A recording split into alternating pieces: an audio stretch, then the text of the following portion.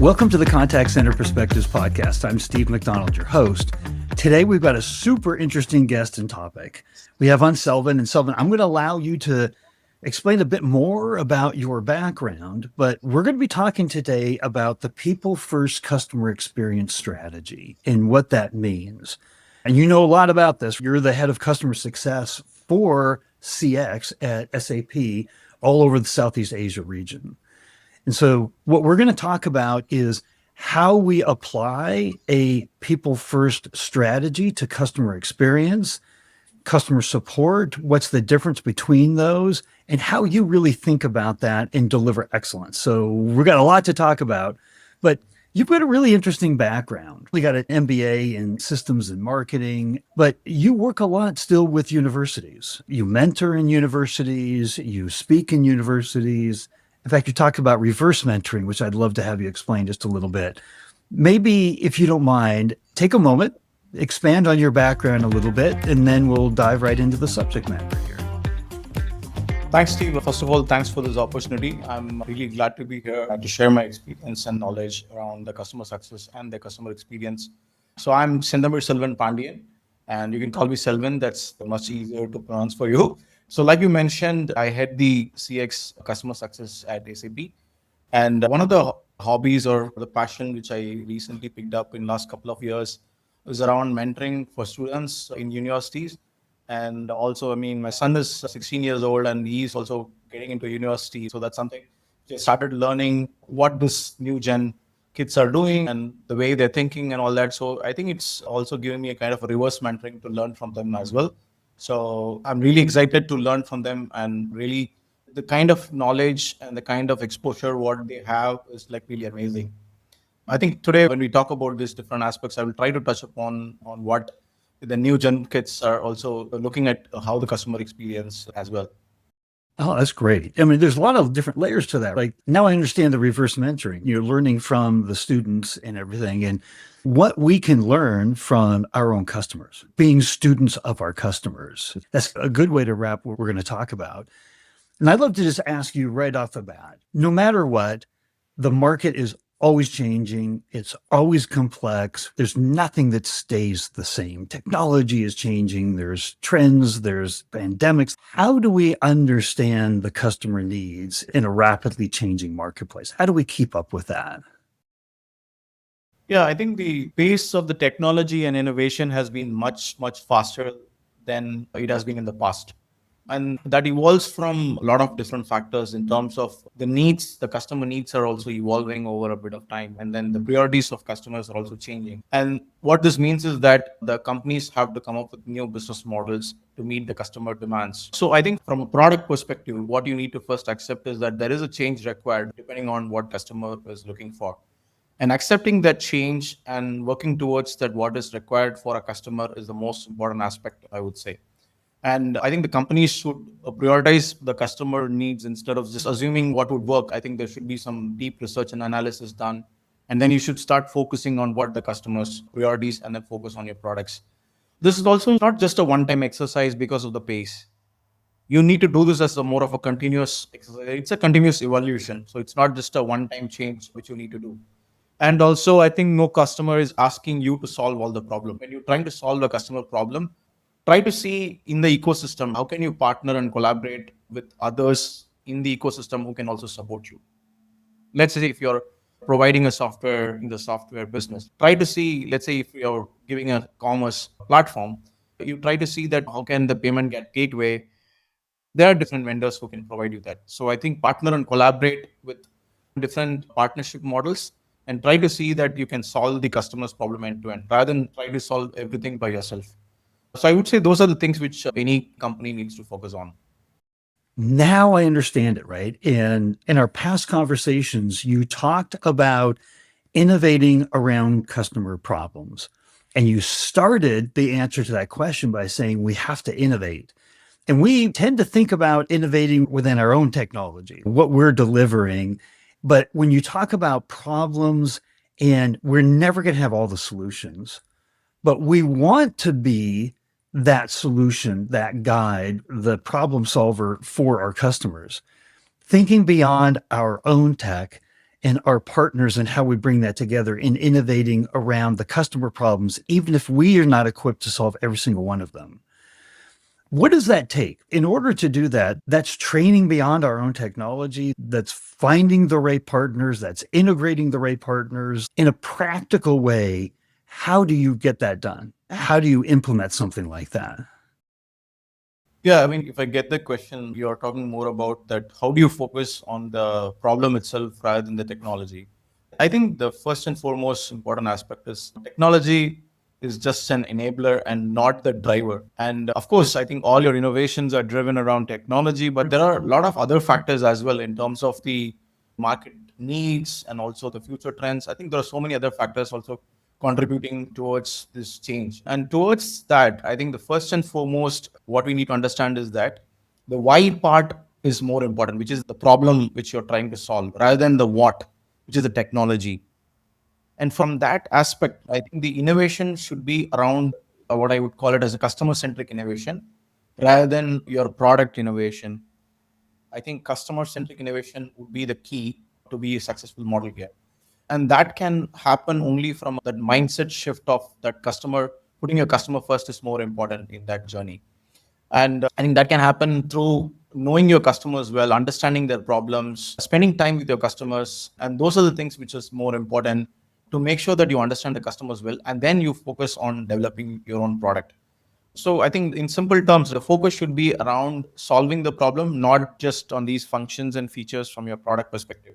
I just remember in one of my conversations with the customer during a renewal, the customer was jokingly saying, okay, you guys keep coming with so much of features in every release, but I'm not even using that. So why don't you give me a 10% discount? So I think it was more of a funny conversation. But when you think right here, it's all the new business model, paper per use, and I'm not using what you provide, but why can't I pay for what I'm using it? So I think that's where the business model is also moving, especially from subscription business perspective. Again, I'm going to talk about some of the examples which probably all of us know.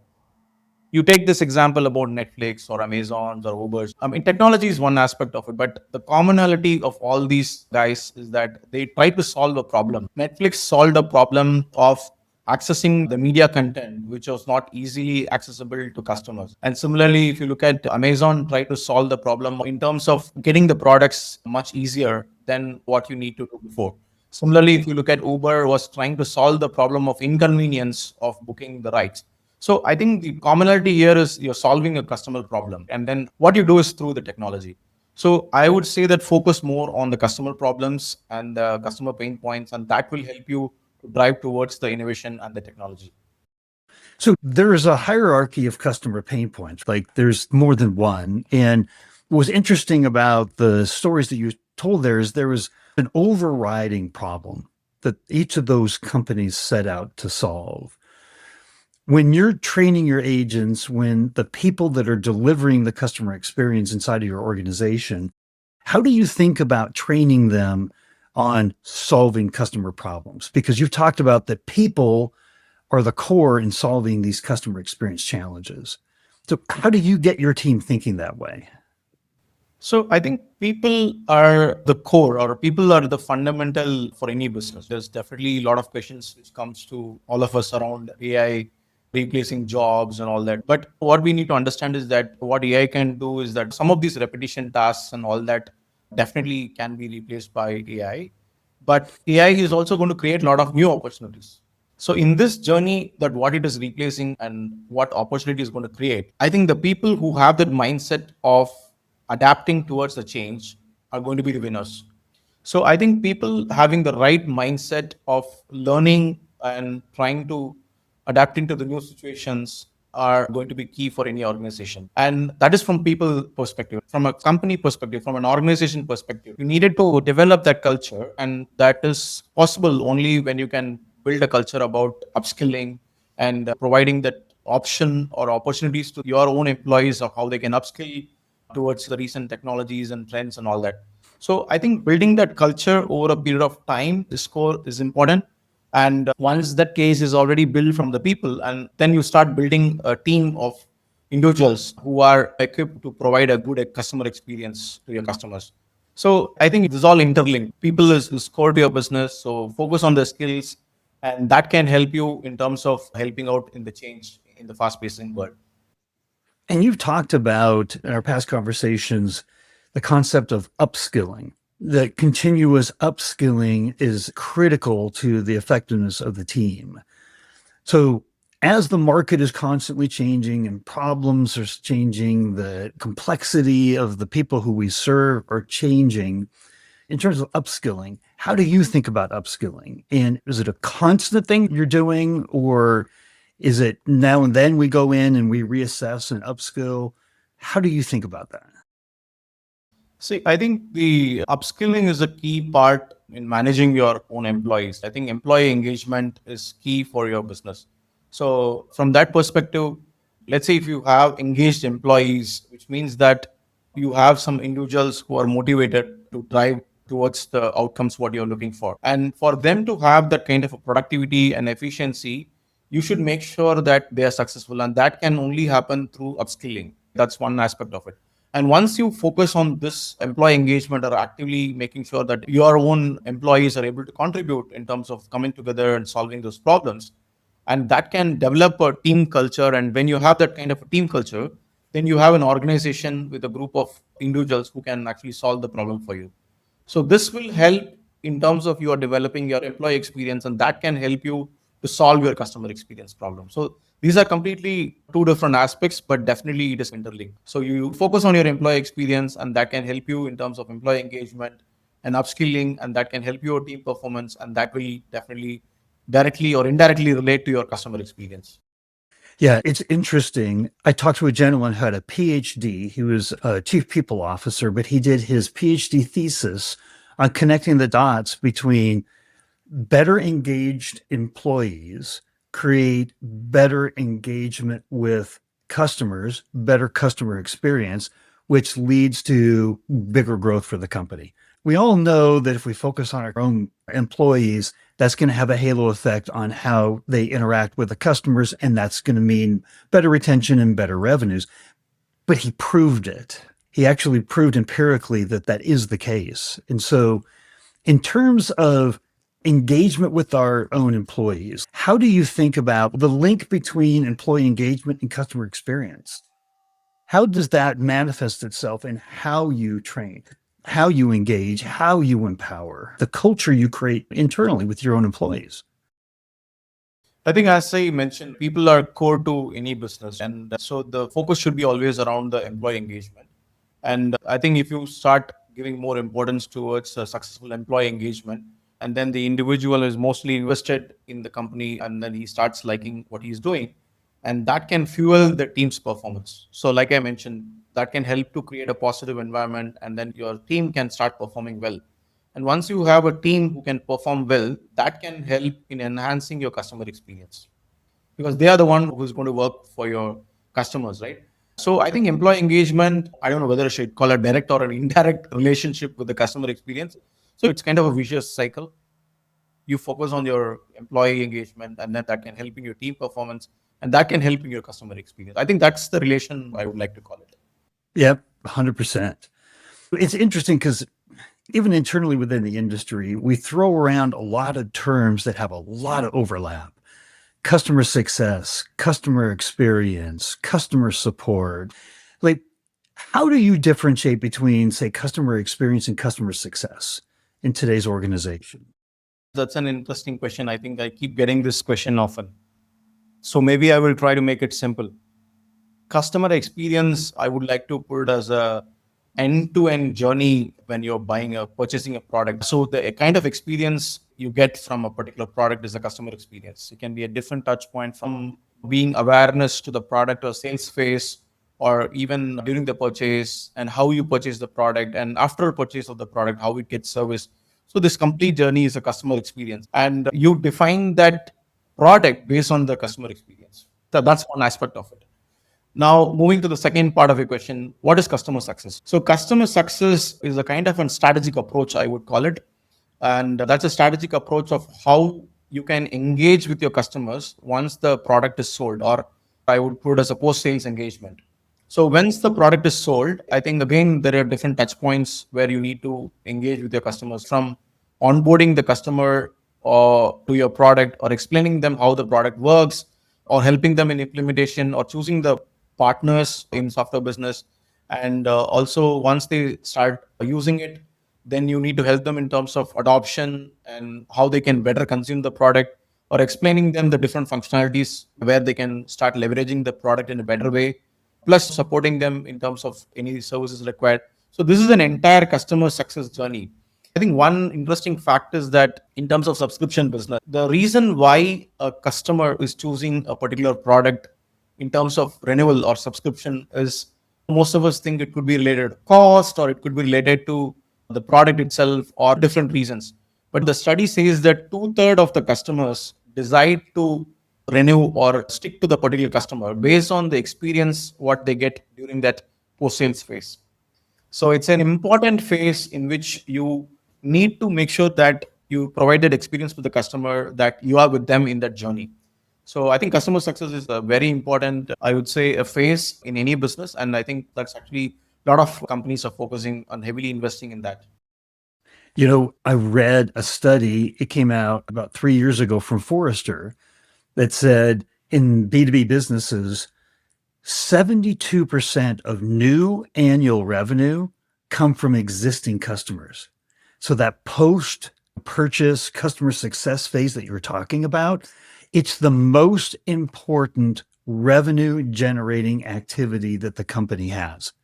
It outpaces sales in new logo development. Like, we spend so much time as organizations going after conquesting new business, where 72% of our revenue comes from existing customers. So I love that emphasis that you have on that. It can't be underscored enough how important customer success inside these organizations are. But lots of times it's like the baton gets passed, and now I got this group that's answering questions from the customers and keeping them happy. And then, oh shoot, they're up for renewal.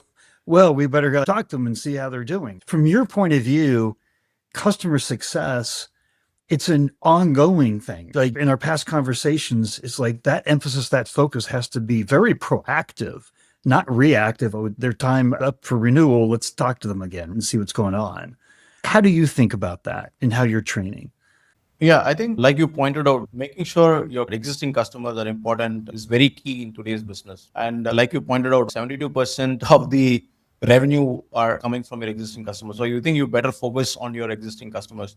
I think the renewal to me is just a event or a milestone, but you need to do a lot of other things, like I mentioned before. For example, once the customer is signing up from the onboarding, I think the first and foremost is that how do you onboard the customers in terms of explaining the products and what products they're entitled to and what can the product do, and having an open conversation in terms of understanding what they're looking for, plus also getting to know that if there is any gaps, how do you fulfill those gaps from starting those conversations, and helping the customer in terms of the journey of implementing right in a software business. And let's say right from choosing the right partners, being in that implementation journey, and making sure that they're successfully going live. Plus, once they go on live, then you might have challenges in terms of, again, change management in terms of the business adoption or technology adoption or those kind of solution adoption, etc. So I think helping the customers during this journey is also key. And plus helping them in terms of how they can consume the product or use the product in a better way. And also helping the customers in terms of providing them more use cases. So I think once you start doing all this, the different phases which I explained, from onboarding to all this, from the implementation to choosing the partners, if you do all these right things, then to me, renewal is a no-brainer. It is just about to happen as an event or a milestone. So if you focus on all these other things, then it will happen automatically. I think that's how the mindset of the customer success manager should be. Focus on all these right things, and then renewal will happen automatically. And that's what I said in the beginning. I think two-thirds of the customers will choose you based on the experience what they get during this customer success. Of course, there are other factors which would also play an important role, but I would say that focus on these key things, and I think the renewal will happen. So everything we've talked about here, it comes back to the title of this episode, Building a People First Customer Experience Strategy. And in terms of what are the key components of a people first strategy in building that customer success? You've talked very eloquently about how the people are so important. If you were to give some advice to those customer support, customer experience, customer success leaders that are listening right now, in terms of building that people first customer experience strategy, what would you give them as advice?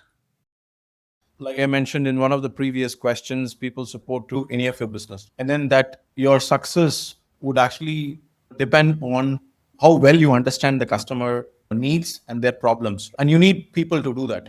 And as I said, with the change of so much happening around, you definitely need to have the right people and people with right attitude who can invest in you, and you need to invest in their skills. And those are the things which is interlinked, and that kind of continuous learning will help you to attain that. So, as I said, the focus on both the customer needs and also your own employees' skills development. If you can take care of both this together, I would say that you would be solving the customer's problem at the same time keeping people at the core. So that becomes your people first customer experience strategy. The last thing is that people first approach would help you in terms of getting your business growth with the right workforce, and that will help you in terms of customer satisfaction. I love that. Getting the right workforce, attracting the right people. Like it's not just focusing on how do you upskill the people you have, but you have to have an attraction. You have to attract the right people into your organization. You've got to be able to retain those people when they're inside of the organization. Is there like a team culture or a strategy that you have for not only engaging, but retaining these people? Because you've talked a lot about the importance of the people here. So I think retention is very, very important, both in business plus also in people. But I think in terms of people, we understand that getting early talent and focusing on early talent with new skills is also equally important. And at the same time, you need to have experienced colleagues or experienced team in your team who can help you to have that kind of mindset plus culture over a longer period of time. Retention is not just only from your own team perspective, even from your customers. You talked about that 72% of the revenue is coming from your existing customers. One of the studies says that acquiring a new customer is almost like 5 times more expensive than managing your own existing customers. And these days, the operating profit and the revenue growth are the key for any business. So I think retention or focusing on your existing customers is key. And at the same time, from a people strategy, I think you should have a right balance between getting early talents plus also focusing on retaining your experienced team as well. So we've covered so much. Our poor human brains, we can only retain about two or three things. If there was one takeaway that you wanted to make sure that the audience had today from this podcast, that they would remember and take away from what we're talking about here, what would that be? Okay, that's an interesting one. I think whoever is listening to this podcast, I'm sure that you're serving your customers. I'm sure you have a lot of conversations with your customers in terms of getting to know them better. And sometimes you might wonder why you're not able to solve the problem. Because I think in most of the cases, what we do is that we try to look from our own perspective that, oh, the product can do it, right? And if 10 of my customers are able to use it, why this customer is not able to use it? So I think my approach is that you should have an open conversation with your customer, unhappy customer, and try to understand. Either you convince the customer or you get convinced. So you go and explain to the customer that why is this product working for 10 other customers in the same industry or how they're using it in a better way. You try to convince them, or in case if you're not able to convince them, then try to understand what they need, what is so unique to their business, and that can help you. And you can give this feedback to your own product and you can make your product in a better way. I think that's, I would say, the one key takeaway I would ask each of you to work on. I love it. It gives us so much to think about. And here's what I know. People are going to have more questions. This is such an incredible conversation we're having here. Would it be appropriate that I gave out a link to your LinkedIn profile that if people had questions, they could reach out to you? Sure, definitely. Please be sure to do that. Yeah. Well, fantastic. The mission of this podcast is to bring customer success, customer experience leaders together from all over the world, all over B2B businesses, and share our insights and our experiences and our perspectives. And if we do that, then that's like the rising tide that lifts all boats. And I think you were an important part of that rising tide today. I just want to say thank you. Oh, thanks, Steve. I think thanks for having me here, and I really enjoyed the conversation. And thanks for asking me some easy questions.